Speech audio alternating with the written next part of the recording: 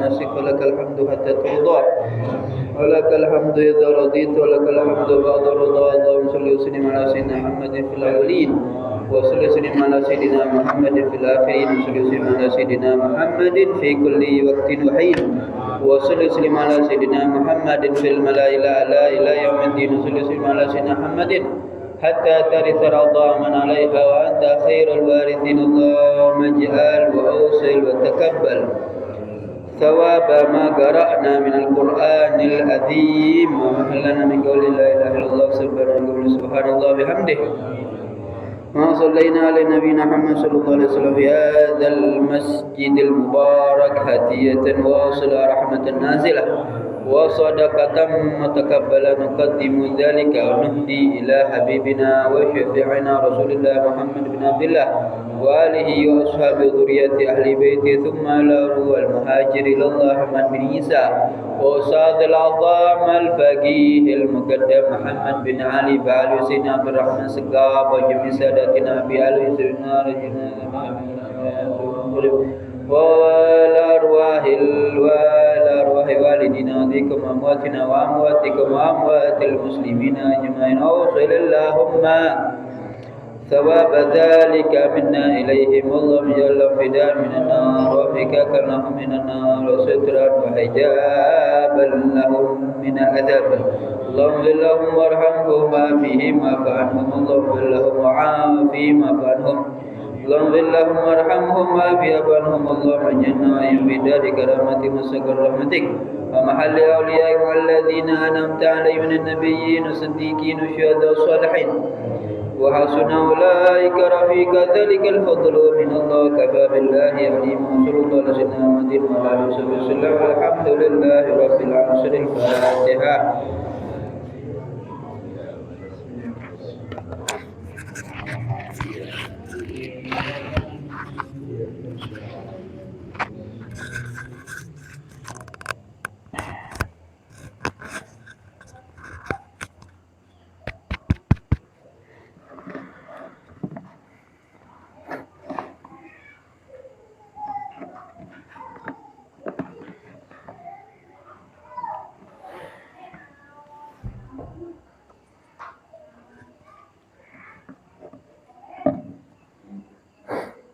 Bismillahirrahmanirrahim.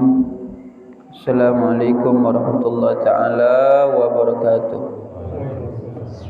Alhamdulillah wassalatu wassalamu ala Rasulillah Muhammad bin Abdullah wa alihi wa sahbihi wa man walah.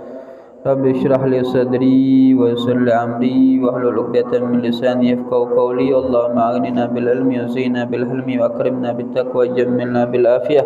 Allahumma inna na'udzubika min ilmin la yanfa' wa qalbin la yakhsha wa nafsin la tashba' wa du'a'in la yurfa' amma ba'd.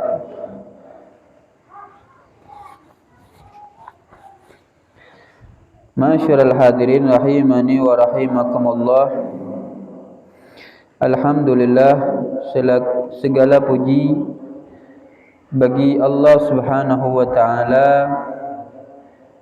yang mana kembali Allah yang Maha Kuasa mengumpulkan kita dalam suatu kenikmatan yang mana nikmat ini tidak semua dari hamba-hambanya mendapatkannya, yaitu nikmat kita bisa duduk dengan tenang, dengan bahagia, dengan nikmat menuntut ilmu di masjidnya Allah Subhanahu di rumahnya Allah Subhanahu wa taala, sudah menuntut ilmu sambil iktikaf. Ya, ini pahalanya double dan ditambah di waktu yang istimewa, yaitu bainal isya'ain. Ya, yang mana kita dianjurkan untuk memanfaatkan waktu tersebut dengan ibadah. Dan ibadah paling afdal setelah kewajiban yaitu menuntut ilmu, ya. Alhamdulillah. Ya, seringkali kita mengutarakan, seringkali kita memberikan gambaran kepada anak murid, santri. Seringkali maukah kamu, ya, kita sering ngasih gambaran, ya, mau ente, ya, dilahirkan dari orang tua yang terkaya, atau ente dijadikan oleh Allah orang yang paling kaya di dunia, ya, mau apa bisa, mobil banyak, rumah banyak, bini banyak, ya, mau apa lagi, ya, pengen coklat, Sulfer apa, Indomaret punya dia, ya, Alfamidi punya dia, tapi ya nggak kenal Allah, nggak pernah sujud kepada Allah, ya kafir, ya. Atau ente milih, ya seperti kita sekarang, nggak punya apa-apa, misal contoh, milih yang mana? Milih jadi orang yang terkaya tapi nggak kenal Allah, atau milih yang kita keadaan sekarang, ya. Pasti ya semua, ya, yang terbuka hatinya, ya, pasti mensyukuri keadaan seperti ini, walaupun nggak punya apa-apa, ya, walaupun nggak punya apa-apa. Kenapa? Ya kehidupan itu, ya, kata Rasulullah SAW, dunia itu sijnul mukmin, dunia itu penjaranya bagi orang-orang mukmin, penjara. Mau ini nggak boleh, pengen sukses, pengen dagang, pengen mulai bisnis, minjem di bank nggak boleh, ya enggak. Pengen apa, bebas sedikit nggak boleh, ya kenapa? Ya ini namanya, ya, dunia itu sijnul mukmin, penjaranya bagi orang-orang mukmin. Mau bebas kapan? Nanti. Kita baru lelah, capek dari pasar, pulang jam berapa? Jam 1, ya, istirahat sebentar, sholat, makan, mau tiduran, tiba-tiba Allahu Akbar, ya, baru mau tidur udah azan, ya, pengen tidur sudah azan, sholat. Subuh begitu juga. Ya, orang nggak bisa tidur itu biasanya mentok-mentok jam 3, betul nggak? Kalau udah jam 3 tidur nggak? Tidur. Kenapa? Itu mendekati waktu subuh. Itu paling nikmat tidur, udah waktu subuh itu paling nikmat tidur. Ya, disuruh bangun. Bangun. Ya begitulah kehidupan, diuji dulu. Tapi Allah menguji seberat-berat mungkin kepada hambanya, karena Allah Maha Adil. Allah akan memberikan sebesar-besarnya. Yang mana orang kafir tadi mendapatkan nikmat sepanjangan sebanyaknya, apa yang dia inginkan di dunia itu ada, tapi di akhirat nanti ketika dia masuk kubur, sampai detik dia masuk ke nerakanya Allah Subhanahu wa taala, diazab oleh Allah Subhanahu wa taala sampai kapan? Ya sampai kapan? Sering kita omongin. Ya, dipukul oleh malaikat. Malaikat capek gak mukulin dia? Gak ada capek-capeknya. Sampai kapan? Ya sampai kapan? Ya kalau malaikat ditugaskan oleh Allah Subhanahu wa taala mukulin orang kafir, ya sampai kapan? Ya sampai kapan? Manusia enggak diperintahkan oleh Allah cuma hanya di dunia. Malaikat enggak ada waktu. Kalau kita ada waktu, cuma hanya sebatas sih disuruh untuk sholat sih, ya semasa kita 65 tahun aja. Malaikat enggak, mukulin aja. Orang-orang kafir dipukulin sampai kapan? Ya sampai kapan? Kalau manusia enggak, disuruh, diperintah oleh Allah Subhanahu wa taala, ada batasnya. Cuma hanya di dunia, di akhirat nanti, di alam, ya, di surga enggak ada suruh sholat lagi, enggak ada zakat, enggak ada lagi. Lalu gimana? Ya mau jungkil balik lah inti di surga bebas. Mau senang-senang bebas. Jadi disinilah kita diuji oleh Allah Subhanahu wa taala. Disinilah kita dibebani oleh Allah Subhanahu wa taala. Jangan merasa capek, karena ganjaran Allah itu lebih besar. Jangan merasa capek di dunia. Ya. Nah, di sini tepat nanti kita bahas. Kadangkala kita itu ngerasa capek dengan ibadah kita. Kadangkala kita itu berat dengan ibadah kita, ngerasa seakan-akan bosan, sholat lagi. Iya, tiba-tiba kalau udah masuk ke majelis itu dia dihantui dengan rasa takut. Habis bahas tentang apa? Tentang kubur lagi. Kapan nikmatnya ya? pengen senang-senang ya, healing ya, taman safari ya, kemana-mana berangkat ya, ke Inggris ya, ke Eropa ya, pengen senang-senang ya. Ini yang diingati healingnya kemana? Ke kubur ya, duduk ke majelis ya, ditakut-takuti. Emang begitu. Healingnya nanti kapan? Bahkan ulama ngomong kalau mau inti tidur nyenyak nanti dikubur. Ya enggak? Kalau di dunia inti boleh lelap sesaat langsung suara adzan. Enak juga kalau adzannya merdu ya. Dibangun dengan suara yang azannya serak-serak basah ya. Subhanallah, bangun lagi. Kalau mau enggak bangun-bangun nanti dikubur nanti. Ini emang tempat apa? Darut ta'ab, tempat kita capek. Tempat kita capek ya. Nah, di sini Imam Haddad mengajarkan kepada kita biar kita enggak bosan dengan ibadah. Biar enggak berat dengan ibadah, diajarkan oleh Imam Haddad qala al-mu'allif rahimahullahu wa nafa'na bihi wa bilum fid darmil angal. Faslun, masuk ke bab yang baru. Wa idza anasta min nafsika ayyuhal murid takasulan an ta'at wa tathakulan anil khairat faqudha ilaiha bizimam ar-raja. Kata Imam Haddad, kalau seandainya engkau perhatikan pada dirimu terdapat apa? Wahai orang-orang yang sampai kepada Allah, terdapat pada dirimu itu takasul. Apa takasul? Malas aja bawaannya untuk melakukan ibadah, taat. Ya. Kalau kita ya itulah namanya apa? Iman itu yazid wa yanqus. Iman itu terkadang bertambah. Bertambahnya gimana? Ketika dicas. Casnya di mana? Chargernya di majelis taklim. Ketika dicas, masuk majelis taklim, tambah lagi sama Habib Alwi ditakut-takutin di dalam kubur ya. Oh, semangat pulang dari majelis itu subuh belum dikumandangkan kita udah bangun. Tapi seminggu aja ya. Seminggu ya. Seminggu kemudian ya 7:30 salatnya ya. Kunut salat duanya pakai kunut ya. Subhanallah. Ya itulah dari iman itu yazid bertambah ketika dicas. Wayangkus akan berkurang dengan apa? Jauhnya kita atau lemahnya iman. Melemahkan iman itu dengan sebab apa? Dipakai untuk apa? Untuk maksiat. Ya, untuk nah itu bertambahnya iman wa yazidul iman bitaat. Bertambahnya iman itu dicas dengan ketaatan. Ketaatan akan bertambah iman kita. Dan berkurangnya iman itu dengan sebab maksiat. Semakin kita bermaksiat, semakin lemah kita punya iman. Udah bermaksiat jauh dengan majelis salim, jauh. Tambal ya. Udah merah. Ya kalau lihat HP, baterainya kalau lemah itu kan udah merah kan? Ini udah tanda ya. Kalau udah motor itu kalau bensinnya udah kurang itu kedip-kedip ya. Ya. Udah, nah itu orang-orang yang jauh dari Allah, bermaksiat terus, enggak duduk di majelis salim, itu berarti baterai imannya udah merah itu. Udah berarti apa?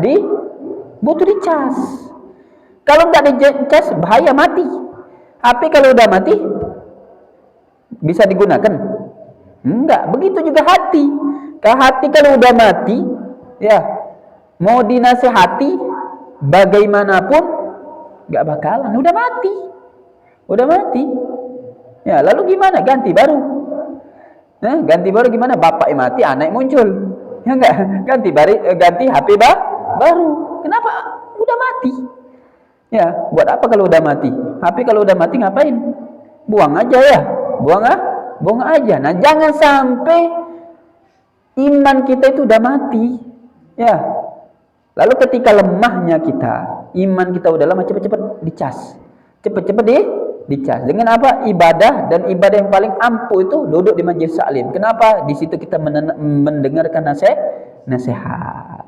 Tapi ingat, duduk di majelis taklim itu seperti ibarat kita berobat ke dokter. Minta diobati lagi. Ya, jangan singgungan, jangan marah, diobati. Datang ke dokter, Pak dokter sakit tangan saya yang sebelah kiri. Ya, akhirnya dokter ngasih obat yang perih. Marah kita tonjok itu dokter. Enggak usah berobat inti. Begitu juga kita udah di majelis taklim tersinggung. Kenapa yang dibahas itu menyinggung saya? Besok enggak datang lagi, enggak usah berobat inti.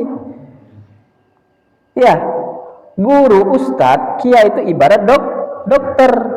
Yang diobati yang penyakitnya. Yang sehat nggak perlu obati. Lalu gimana? Ya begitulah kita seperti ibarat kalau datang kepada guru di majelis taklim seperti mayit. Ya mau dibolak-balik mau gimana pun tetap kita nerima. Kenapa? Kita mau diobati. Ya. Nah, di situ jadi menyebabkan terkadang iman kita itu lagi lemah, berat untuk ibadah, ya. Berat lagi ibadah. Kemudian tasakul. Apa? Tasakul itu ngerasa apa? Tadi malas, ngerasa berat banget. Ya. Berat banget. Berat dengan sebab mungkin capek. Kalau capek wajar mungkin. Butuh istirahat sebentar. Tapi ini capek enggak? Ya, capek enggak. Bawaannya malas aja. Malasnya gimana sih? Coba, kemarin saya pernah gambarin ya. Ya, coba misal contoh, ditelepon saja, Ustaz, ada cengkeh enggak? Ada cengkeh. Saya butuh 2 ton, misal contoh, diantar ke Empang ya. Antar ke Empang ya, atau antar ke ini ya. Mana ini? Ke Depok ya. Mana enggak punya motor, enggak punya mobil, motor. Pakai motor. Kira-kira dapat dalam 2 ton itu dapat keuntungan 1 juta. Dikejar enggak oleh Sancep? Dikejar enggak? Dikejar enggak? Hah? Jarak berapa ke Depok? Dari sini ke Depok berapa? 1 jam, 2 jam? Bagaimana? 2 jam. Pergi 2 jam, balik 2 jam, 4 jam. Hah? Sanggup enggak? Sanggup kira-kira? Hah? Sanggup kira-kira? Coba salat tarawih 20 rakaat. Hah? 20 rakaat. Enggak nyampe 4 jam? Enggak nyampe 4 jam, cuma setengah jam. Setengah? Enggak usah salat tarawih, itu Ramadan. Ya, Ramadan berat beb salat tarawih. Kenapa? Habis makan. Ya, berat, bawaannya malas saja, tambah es ya, tambah lesu ya. Ini sholat duha. Sholat duha yang menghabisin waktu cuma 10 menit ketimbang kita dapat 1 juta ke Depok itu 4 jam. Kuat yang mana nih? Kuat sholat duha apa kuat ke Depok tadi? Itu kita perlu kita bandingkan. Kadang kita ngejar dunia itu kuat luar biasa, ngejar akhirat lemah. Nah, lalu gimana caranya? Di sini ada obatnya, kata Imam Haddad, diajarkan bagaimana kita ngobatin hati seperti itu, bagaimana kita ngobatin jiwa seperti itu. Nah, diajarkan oleh Imam Haddad. Faqudha ilaiha bizimamir raja. Kalau ente dapatin seperti itu, malas, lesu, letih dan lain sebagainya dengan berbagai alasan, ya, kata Imam Haddad, carilah, ajarkanlah, didiklah hatimu, ya, dengan memunculkan apa? Bizimar raja, dengan harapan. Dengan harapan. Disitulah Rasulullah SAW, nama Rasulullah itu apa? Munzir, kan mubasyir. Rasulullah itu mubasyir, orang yang memberikan kabar gembira. Jadi Rasulullah bukan hanya nakut-nakuti. Hati-hati, sakaratul maut itu menyeramkan. Hati-hati di alam kubur itu. Enggak begitu juga, Rasulullah memberikan kabar gembira. Ya, berupa faedah. Ya, bahkan Allah Subhanahu wa taala menjelaskan dalam firman-Nya, "Man amila shalihan min dzakarin aw untha wa huwa mu'minun falanuhyiyannahu hayatan thayyibah." Ya, kata Allah Subhanahu wa taala, orang yang beramal, barang siapa yang beramal soleh, ya, baik laki-laki ataupun perempuan, maka dan dia seorang mukmin. Nah, ini yang perlu digaris bawahi ya. Kalau ingin mendapatkan ganjaran di akhirat nanti, ganjaran dari Allah, pahala itu catatannya harus mukmin dulu. Mukmin. Kalau orang kafir beramal soleh tidak dapat pahala, cuma dibalas oleh Allah di dunia atas dasar kebaikan dia. Ya, tapi kalau orang mukmin, dunia dia dapat, akhirat dia dapat. Nah, di dunia apa? Kata Allah, akan Allah hidupkan dia dengan kehidupan yang thayyibah, yang bagus. Yang bagus. Ini kan termasuk motivasi untuk kita. Ya, kadang kita hidup belangsak, ya, sulit dan lain sebagainya, berbagai macam keluhan. Ya. Lalu Allah SWT menjelaskan kalau kita ingin hidup kita itu bagus, rapi, indah, bagaimana caranya? Perbaiki amal ibadah kita. Perbaiki amal ibadah kita. Ya, bukan berarti kita untuk beribadah itu ya saya selama saya masuk ke pasar ya. Itu dari kemarin-kemarin itu belum ada yang pegang tasbih. Sekarang ini ya, ekonomi lagi ini ya. Ada yang bikin tasbih, subhanallah ya. Ya, itulah kadang kita ini manusia ya. Ketika kita lagi butuh, datang kita. Lagi nikmat lupa kita. Ya enggak? Itu orang subhanallah, selama kayanya dia enggak pernah masuk ke masjid. Pas lagi jatuh miskin, subhanallah, rajin. Ya, kayak di pasar tadi ya, selama saya masuk ke pasar itu nggak pernah ngelihat beda kalau ke Tarim. Ya, kalau ke Tarim, kalau orang yang mau caci maki tentang Tarim, coba dulu antum tuh masuk sebulan dulu di Tarim. Kalau inti dapetin mereka itu pendusta, oh baru wajar inti teruskan cacian inti. Tapi kalau inti dapetin malah inti nikmat, hati-hati mencaci mereka. Ya, hati-hati mencaci mereka. Ini bukan kalangan habaib. Saya punya teman bukan habib. Dia mondok di Tarim, di Hadramut itu, dia cerita sendiri. Ya, ini sekian banyak dari cerita ya. Ini orang asli nyata saya cerita sama saya. Beb, saya itu lagi jalan, ngeliat ada orang jual ini siwak emperan. Ya, pernah anak cerita mungkin ya, emperan itu orang jualan itu nggak ngerti duit. Lalu dia bertanya, ya Syekh, nggak takut ditipu? Nah, biarin urusan dia sama Allah kalau nipu. Ya, urusan dia sama Allah. Kemudian ketika dia beli langsung si Syekh tadi yang jualan tadi ngomong, yang baik tadi yang jualan tadi ngomong, ente ini pernah melakukan tek disebut, aibnya disebut. Ya, bukan menyebutkan untuk menjatuhkan dia, bukan biar dia sadar. Disebut sampai dia ngomong, "Beb, ini yang disebutkan itu benar dan ayah saya saja nggak tahu apa yang saya perbuat. Ini Syekh ini dari mana? Ini orang yang jualan di emperan, gimana dia yang di dalam masjid? Yang di emperan aja hebat seperti ini. Gimana yang di dalam masjid? Oh, lebih hebat lagi. Nah, ini orang seperti ini kita mau caci. Oh, hati-hati kita ya. Nah, jadi orang-orang yang mau tahu gimana keadaan sebelum mencaci, coba dulu masuk dulu sebulan aja. Ya, niscaya dia cinta. Yang benci jadi cinta. Yang benci jadi cinta. Ya. Nah, kemudian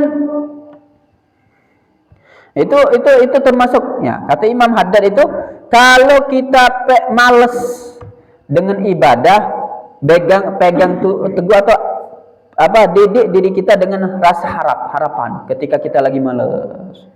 Ada janji Allah kalau kita semangat ibadah ya, bangkit untuk sholat berjamaah, maka Allah akan hidupkan kita. Allah akan perbagus kehidupan kita. Walanuh yiyannahu hayatan thayyibah, kata Allah Subhanahu wa taala. Bangkit kita bangun. Kemudian ya disebutkan bahwasanya ya ketika kita lagi malas sholat berjamaah ya, kata Rasulullah sallallahu alaihi wasallam sebutkan bisab'in wa isyrina daraja, kita sholat berjamaah itu mendapatkan 27 derajat.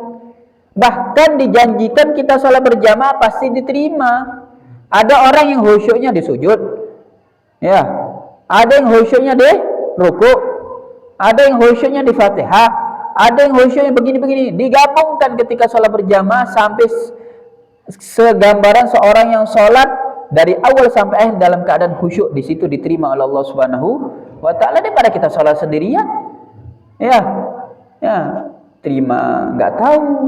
Ya, tambah lagi ya kekurangan rukun dan sebagainya. Lebih baik kita sholat berjamaah dengan kita berpegang teguh satu hadis itu aja kita bangkit. Ya, bahkan Rasulullah sallallahu alaihi wasallam menyebutkan rakaatul fajr khairun minad dunya ma fiha.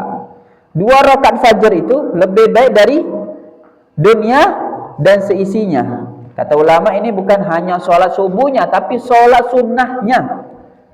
Sholat sunnah, qobliyah, Qabliyah subuh. Ya, itu lebih baik dari dunia dan seisinya. Gimana subuhnya? Gimana subuhnya? Lebih dari situ. Orang bangga dengan Pajero dia, bangga dengan Alphard dia. Kalau nggak sholat subuh, hina di hadapan Allah Subhanahu wa Ta'ala. Ketimbang kita yang nggak punya apa-apa, tapi kita istiqomah sholat subuh berjamaah. Bahkan kata Allah Subhanahu wa Ta'ala, disebutkan ada walau atau huma walau habwa, walaupun inti datangin keduanya sholat subuh dengan sholat isya itu walaupun dalam keadaan merangkak. Ya, di dalam hadis itu disebutkan kalau seandainya mereka itu ya lau ya'lamuna ma fi atamati wasubhi la atauhuma walau habwa. Kata Rasulullah sallallahu alaihi wasallam, seandainya kalau kalian itu tahu apa yang ada di sholat isya dan sholat subuh itu, niscaya kalian akan merangkak mendatanginya. Gambarannya, kita gambaran dari segi dunia aja. Dari segi dunia, kalau seandainya yang punya Indomaret mengumumkan insya Allah di hari Minggu yang punya di hari Minggu di Indomaret terdekat kalian itu akan digratisin semuanya, apa yang kalian ambil gratis.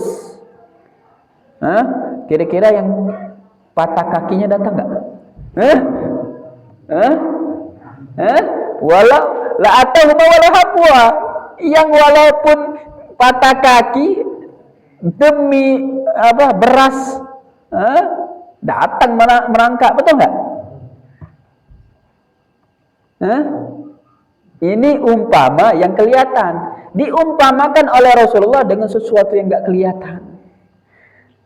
Lalu dengan apa? Dengan iman. Tadi yakin Rasulullah nggak mungkin bohong.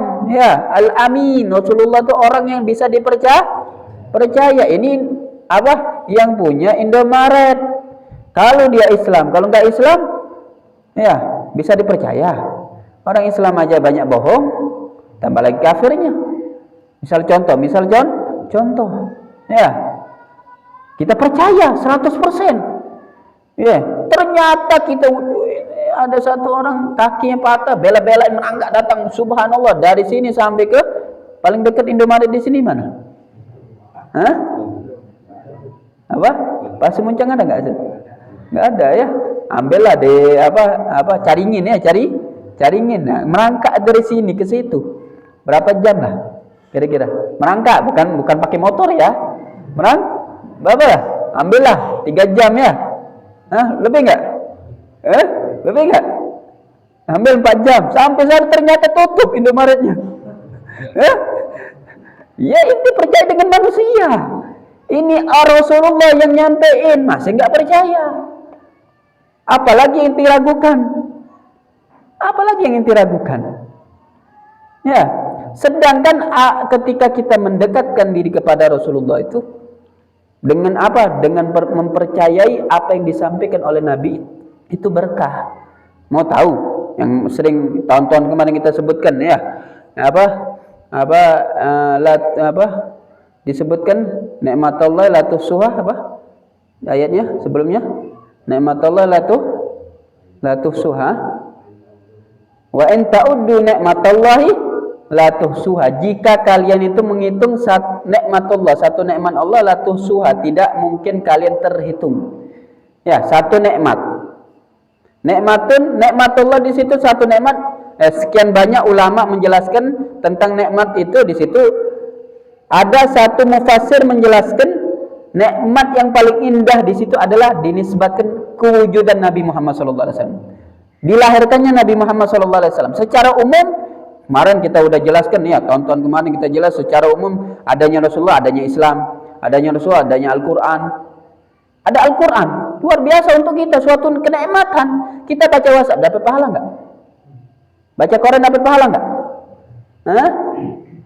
Dapat pahala nggak? Ini baca Quran dapat pahala. Berarti nikmat untuk itu. Nikmat. Sekian banyak kita baca Quran, sepanjang-panjangan kita baca Quran dapat pahala. Sepanjang-panjangan waktu kita untuk baca WhatsApp nggak dapat pahala. Ini nikmat gak Quran ini? Nek, dengan sebab adanya Nabi diturunkan Al-Qur'an. Ini secara umum. Ada secara pribadi. Ya, adanya Nabi mendatangkan nikmat yang lain secara pribadi. Seperti apa? Seperti Halimatus Sa'diyah. Ya, yang nyusui Rasulullah itu datang dari Bani Sa'ad. Itu beliau datang, itu ontanya kurus, ada yang ngomong onta, ada yang ngomong keledai, itu kurus kerempeng. Udah berapa hari nggak makan. Sampai di Mekah itu telat, yang lain sudah bawa bayi semua. Ya.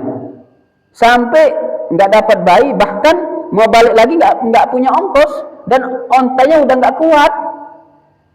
Akhirnya suami ngomong, sudah jual aja nih onta. Ketika dibawa ke tukang onta itu, oh ini onta ini nggak laku, dijual nggak laku, banyak cacatnya, udah luka-luka, ya kurus krempeng dan lain sebagainya. Tapi bisa dimanfaati dengan apa? Disembelih, kulitnya dijual. Bingung ya,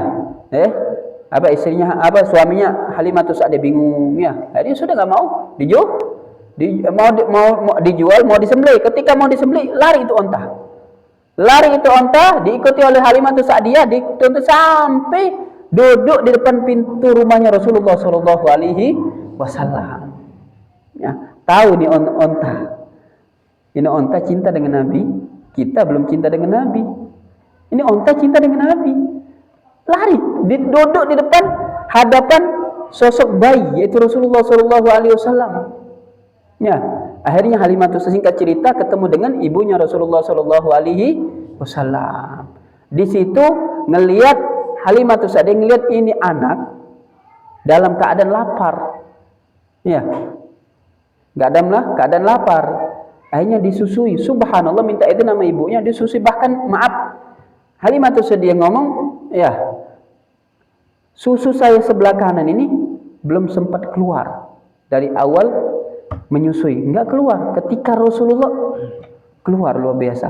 Bahkan Rasulullah itu enggak mau menyusu yang kiri, yang sebelah kanan aja. Kirinya untuk anak Halimatus Sa'diyah. Bahkan ketika dibawa Rasulullah, ya, dibawa Rasulullah itu yang tempatnya panceklik kemarau itu dengan sebab Nabi dibawa itu jadi rindang. Jadi berkah. Onta yang kurus kerempeng itu jadi gagah. Belum makan apa-apa. Jadi gagah. Yang dulu telat, ini Halimatus Sa'diyah dengan suami datang dulu, nyampe di Bani Sa'd itu duluan. Nyampe duluan. Berkat siapa? Nabi Muhammad. Jadi Nabi Muhammad itu kalau kita mendekatkan diri kepada Nabi itu mendatangkan keberkahan kepada kita. Ya, banyak bukti. Ya, banyak bukti. Ya, bahkan Abu Thalib, ya, ketika Abdul Muthalib, siapa Abdul Muthalib? Abdul Muthalib itu kakeknya Rasulullah, mau menjelang wafat itu manggil itu Abu Thalib, anaknya. Saya titip cucu saya kepadamu. Itu Abu Thalib, anaknya banyak. Udah banyak miskin. Ya. Nah, kalau kita dititipkan, udah anak banyak. Ini hidup aja pas-pasan, kadang kurang. Ya enggak? Dititipin satu lagi anak yatim. Bingung enggak? Ya, kepala peningnya. Ya enggak? Ini tapi subhanallah dengan rasa cintanya diterima dengan senang hati oleh Abu Thalib. Tapi subhanallah selama hidupnya Abu Thalib ketika makan, ya kan orang Arab ya, bahkan diteruskan oleh Nabi, bahkan diajarkan soal makan bernampan itu berkah. Itu kalau makan bareng-bareng anak Abu Thalib itu sekian banyak makan bareng-bareng, itu pasti makan habis dengan secepat kilat dalam keadaan mereka masih lapar. Ya, ketika waktu pagi mereka disediakan makan pakai nampan itu, disediakan makan. Awal pertama Rasulullah tinggal di situ, ya. Itu Rasulullah ngelihat anak-anaknya Abu Thalib makan, berebutan. Rasulullah duduk aja di pinggir. Diam aja Rasulullah. Gak ikut malu Rasulullah. Ikut berebut itu malu. Nah, ini perlu dicontoh. Ini kita udah tua bangka, Ya, berebutan pas acara. Wow, ya nggak mau kalah ya, pengen dapat. Malu. Ini Rasulullah dari kecil ngajarin kepada kita nggak mau rebutan. Rasulullah pojokan aja, ngeliatin aja. Itu secepat kilat itu makanan habis dalam keadaan mereka masih lapar. Udah makan masih lapar, berarti sedikit dong. Ya kan? Sedikit. Sampai keesokan harinya Abdul Muthalib ngelihat Rasulullah kayak lemas, berarti Rasulullah nggak ikut makan. Akhirnya ketika keesokan hari Abu Thalib memerintahkan Muhammad maju, ente dulu makan. Enggak ya paman, biarin makan mereka, saya mah akhiran. Enggak, kata Abu Thalib, ente dulu maju, makan dulu. Enggak, dengan perasaan enggak keenakan hati, Rasulullah maju makan cuma beberapa suap. 1, 2, 3, mundur Rasulullah. Makan lagi, enggak, udah kenyang kata Rasulullah. Udah kenyang, mundur Rasulullah. Akhirnya anaknya langsung berebut makan. Yang biasa secepat kilat habis, ini subhanallah sekenyang-kenyangnya mereka itu masih tersisa itu makan. Subhanallah. Berkah enggak? Ini bukti untuk kita. Ya, yang dekat dengan Nabi itu mendatangkan nikmat, mendatangkan berkah. Kenapa kita enggak mau mendekati Nabi? Kenapa diri kita enggak menjauhi Nabi Muhammad SAW? Wajar hidup kita kadang enggak berkah karena kita jauh. Apa yang disampaikan oleh Nabi kita enggak percaya. Apa yang diajarkan oleh Nabi dari sunnah kita tinggalkan. Maka kehidupan kita ini enggak berkah. Ya, karena kita jauh dengan Nabi Muhammad SAW. Ya, sekian banyak cerita tentang Nabi Muhammad SAW di bulan Maulid ya. Nah, bulan Maulid kita hadir di sini, subhanallah. Ya, nikmat ya kita hidup di Indonesia ini. Bulan Maulid itu banyak luar biasa. Di setiap masjid, musola, rumah luar biasa mengadakan Maulid. Kita setiap duduk dapat ceramah tentang keistimewaan Nabi Muhammad SAW. Ya, bukan hanya Rasulullah yang berkah, tapi yang dekat dengan Nabi itu berkah. Banyak bukti. Itu Khalid bin Walid. Siapa yang nggak kenal Khalid bin Walid? Jangan taunya ini aja Messi aja ya. Apalagi Rossi ya. Jangan tahu itu aja. Khalid bin Walid, panglima perang. Ya, panglima perang. Itu beliau ketika memimpin perang itu nggak pernah kalah. Lalu ditanya, ada orang mau tahu resepnya. Diungkapkan oleh Khalid bin Walid, saya ya, memimpin perang itu nggak pernah kalah. Itu di perang Yamama, melawan Musailamah Al-Kadzab. Itu Muslim 4.000. Kafir itu dengan belasan ribu. Muslim cuma 4.000. Ya, kafir belasan ribu. Ya, ketika melawan Musailamah Al-Kadzab. Nah, ini bergabung. Kenapa punya pasukan banyak Musailamah Al-Kadzab? Musailamah Al-Kadzab ya, itu kawin dengan seorang perempuan yang ngaku sebagai nabi juga. Jadi nabi dengan nabi ya kawin. Aneh enggak? Aneh pada zaman itu. Ya, nabi ya, perempuan yang ngaku sebagai nabi kawin dengan nabi laki-laki tadi jadi Musailamah Al-Kadzab. Tapi subhanallah, Musailamah Al-Kadzab itu saking pelitnya ketika nikah enggak ngasih mahar. Sampai ribut itu kaumnya si Nabiya tadi. Masa nabi kami ya, Nabiya kami ini ya ketika kawin enggak dapat mahar, hina banget. Hina banget. Singkat cerita akhirnya perang ya. Perang itu banyak penghafal Al-Quran meninggal pada saat itu. Diriwayatkan ada yang ngomong sampai 700 penghafal Al-Quran. Siapa yang termasuk meninggal? Salim, Huzaifah, ya. Kemudian Syurahbil dan lain sebagainya. Banyak penghafal Quran meninggal. Pada saat itu pembesar sahabat mati, meninggal syahid pada saat itu. Sampai sebagian muslim itu mundur kalah pada saat itu. Hampir kalah, mundur. Ya. Ngelihat pada saat itu dalam keadaan genting, ya, para sahabat mundur, itu Khalid bin Walid dengan seorang diri, beraninya, gagahnya, dengan menunggangi kuda itu berjalan dengan seorang diri, nyerbu pasukan sampai melemparkan ke arah tombak, melemparkan ke arah Musailamah Al-Kadzab. Sampai di situ Allah beri rasa takut untuk musuh, sampai mereka lari tunggang langgang sampai balik ke benteng mereka. Singkat cerita pun sampai dimenangkan perang tersebut. Sampai Musailamah Al-Kadzab itu terbunuh di tangan siapa? Al-Wahsy. Al-Wahsy penebusan dia, kesalahan dia atas dia telah pernah membunuh pamannya Rasulullah itu Sayyidina Hamzah. Nah, di situ ketika ditanya Khalid, "Wahai Khalid, apa resepmu?" Kemudian beliau buka itu ada topi, dibuka itu di situ diselipkan apa tali pinggang apa. Walhasil nyimpen rambutnya Rasulullah Sallallahu alaihi. Ini rambut, cuma rambut. Nggak pernah kalah. Ya, nggak pernah kalah. Ini rambut, gimana cintanya kita di hati kita terhadap Nabi Muhammad. Wah, berarti hidup kita akan berkah. Ini bukti yang besar untuk kita. Banyak. Kenapa kita masih seakan-akan menafikan Nabi Muhammad SAW? Seakan-akan sunnahnya Nabi itu sepele banget. Padahal itulah yang akan memberkahkan hidup kita. Kenapa? Karena banyak bukti. Ketika kita mendekatkan diri kita kepada Nabi Muhammad SAW, hidup kita akan berkah. Pegang coba satu sunnah sebagai pegangan kita di hadapan Rasulullah nanti di akhirat, nanti ketika kita minta syafaatnya Rasulullah.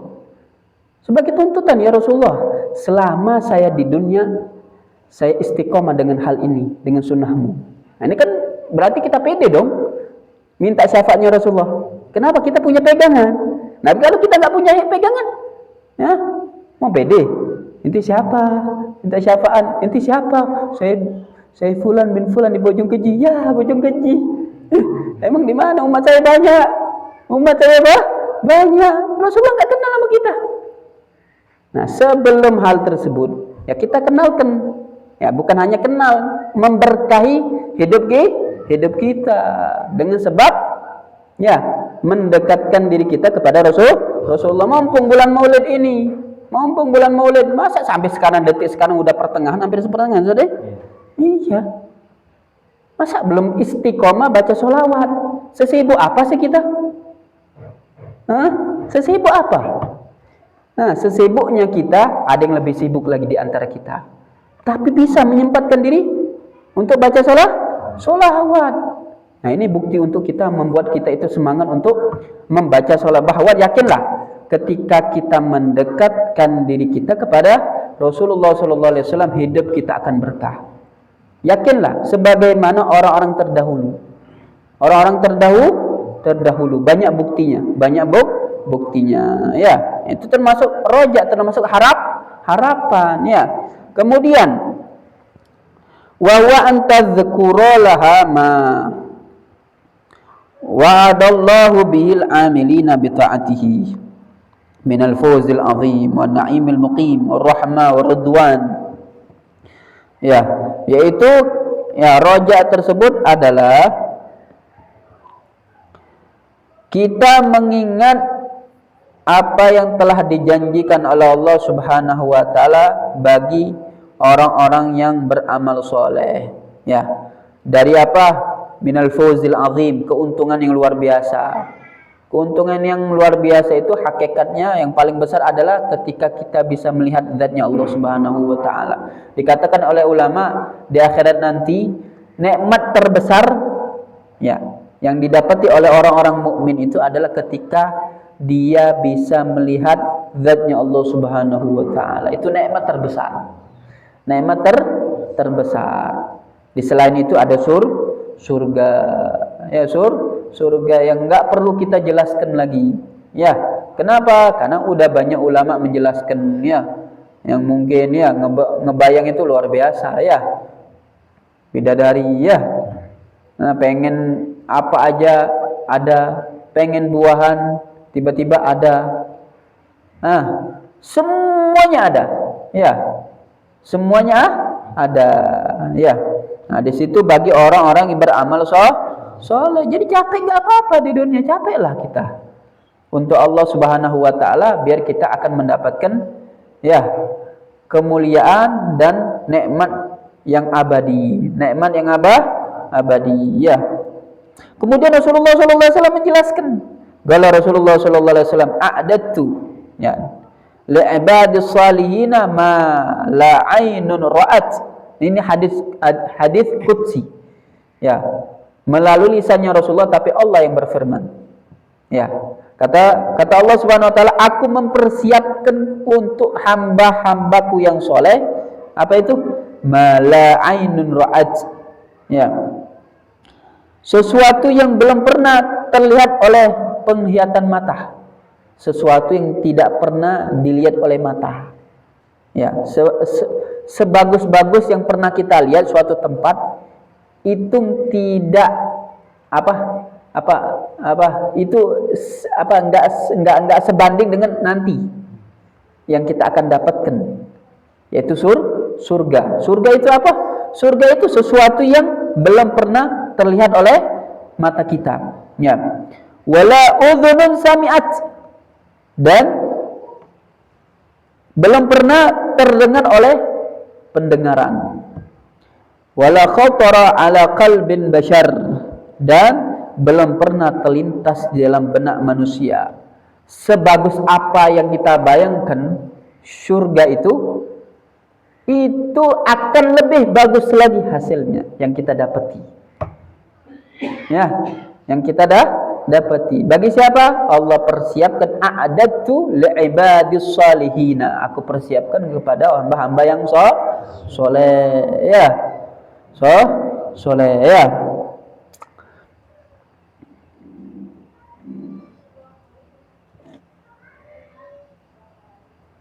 Kemudian Allah Subhanahu wa taala menjelaskan bagi orang-orang yang beribadah, ya, orang-orang yang bangkit mendidik nafsunya untuk ibadah, innalladzina amanu wa amilus solihati sayaj'alur lahumur rahmanu wudda. Sungguhnya mereka yang beriman dan beramal soleh, kalau Allah Subhanahu wa taala yang Maha Pemurah akan memberikan rasa kasih sayang kepadanya. Ya. Kasih sayang kepadanya, yaitu kenikmatan nanti di akhirat kelak, ya. Itu jadi kalau mau bahas tentang keutamaan faedah-faedah ibadah itu, ya nggak habis-habis. Ya. Mungkin bisa kita kaji sendiri, ya, baik itu di YouTube dan yang kepada guru-guru lain, ya, tentang keutamaan, faedah-faedah, bahkan keistimewaan di surga. Biar kita apa? Biar kita semangat. Enggak apa-apa. Biar kita semangat. Ya, biar kita semangat, ya. Kemudian wa na'imil muqim, dan orang yang taat itu akan mendapatkan nikmat yang yang tidak akan pudar. Warahmah, mendapatkan kasih sayang Allah Subhanahu wa taala. Waridwan, dan ridhanya Allah Subhanahu wa taala. Ya, kalau Allah udah ridho luar biasa, ya. Rahmatnya Allah, kasih sayang Allah Subhanahu wa taala, ya. Kalau Allah udah sayang kepada hamba, ya, seperti ibaratnya kalau ada satu karyawan. Ini karyawan nakal, kalau dia melanggar, dia habis-habisan dimarahin oleh bosnya.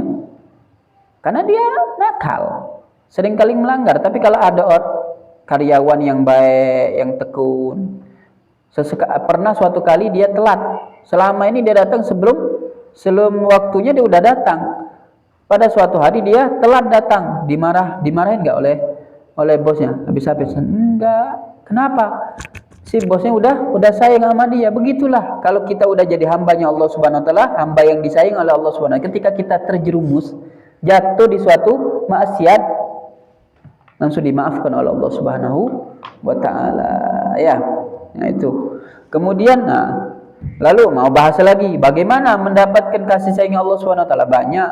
Rasulullah sudah menjelaskan, salah satunya apa?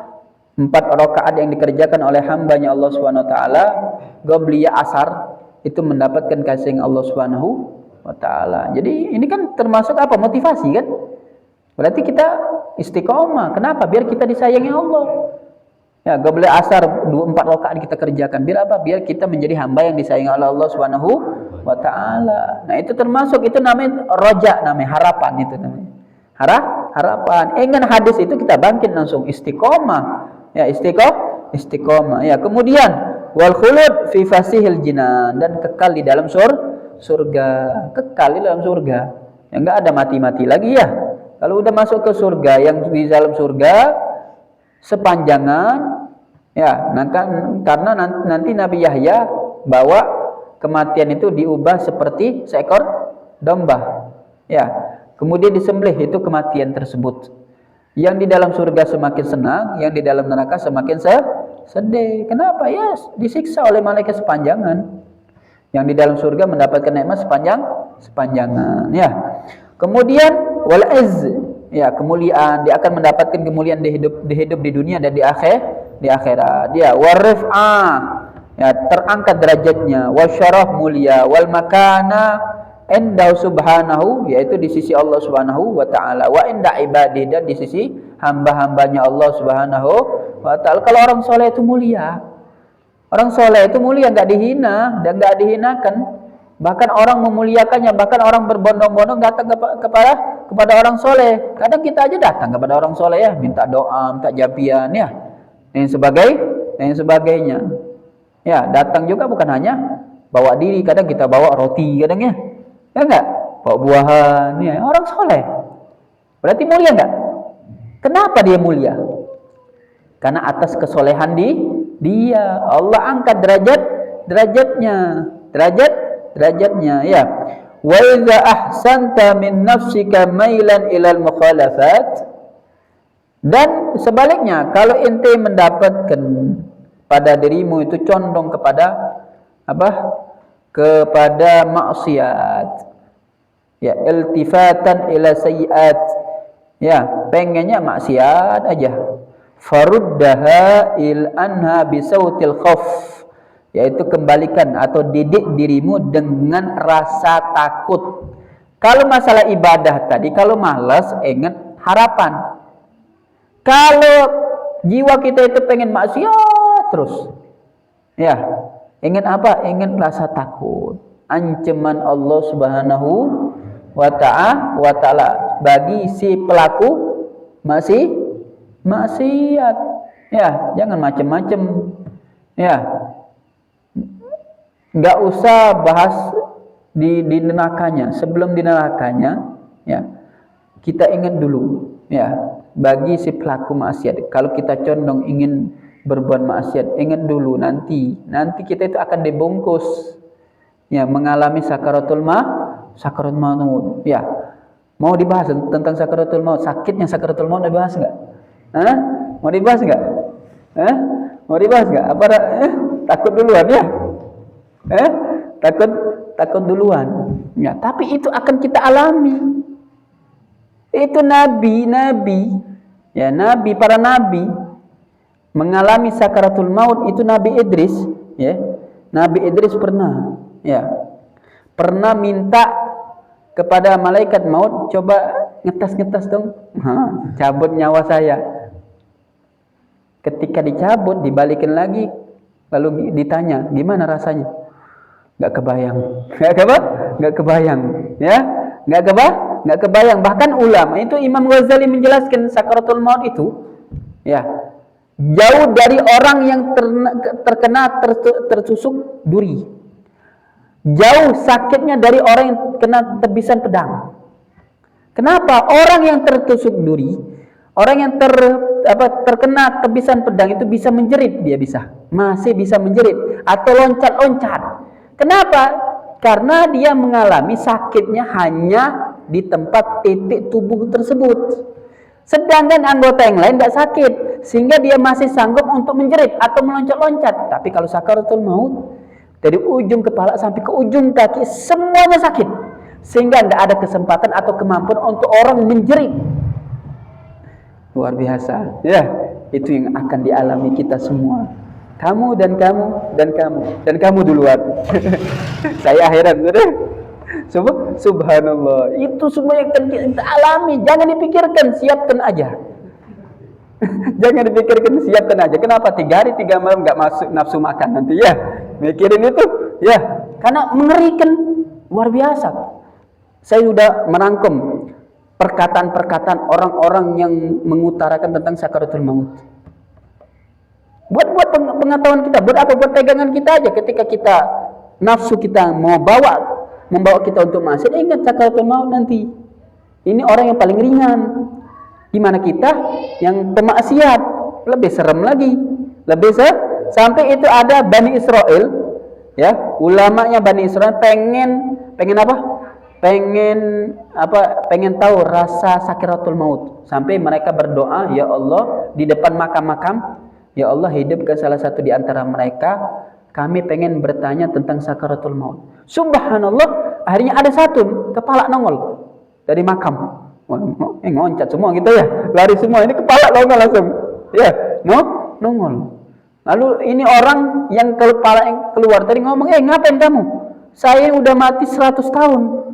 Saya ini udah mati 100 tahun, ngapain kamu? Dia tanya, kami cuma ingin bertanya, bagaimana sakitnya sakaratul maut. Dia menjawab cuma singkat kata, sakaratul maut sakitnya itu sampai sekarang. Saya mati 100 tahun, sakitnya masih sampai sekarang. Kebayang nggak? Serem nggak? Nah, itu semua yang kita alami nanti. Nah, nggak usah pikirkan, cuma perbaiki diri dan semangatlah untuk ibadah biar kita semangat. Jadi kalau mau meninggalkan subuh, ingat dulu, kamu hidup lagi nggak, nanti tidur lagi, ya nggak? Tiba-tiba malaikat mau datangnya, mau ngomong apa itu ya? Belum sholat subuh ya? Subhanallah. Mudah-mudahan ya apa yang kita kaji ya, pada malam hari ini membuat kita semakin semangat untuk ibadah dan semakin membentengi diri dari maksiat. Ingat, maksiat itu akan tumbuh kalau kita membangkitkan nafsu kita. Dan orang yang bijak harus tahu apa-apa yang bisa membangkitkan nafsu. Jauhi.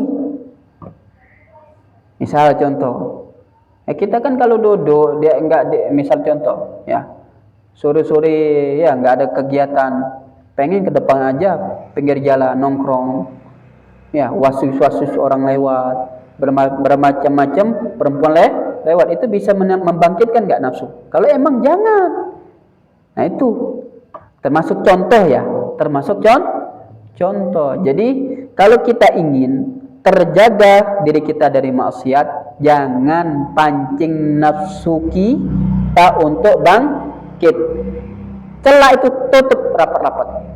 tutup rapat-rapat. Sehingga nafsu itu nggak bangkit. Kalau bangkit bahaya. Wallahu a'lam. Ya. Sekian, mudah-mudahan bermanfaat. Assalamualaikum warahmatullahi taala wabarakatuh. Assalamualaikum warahmatullahi wabarakatuh.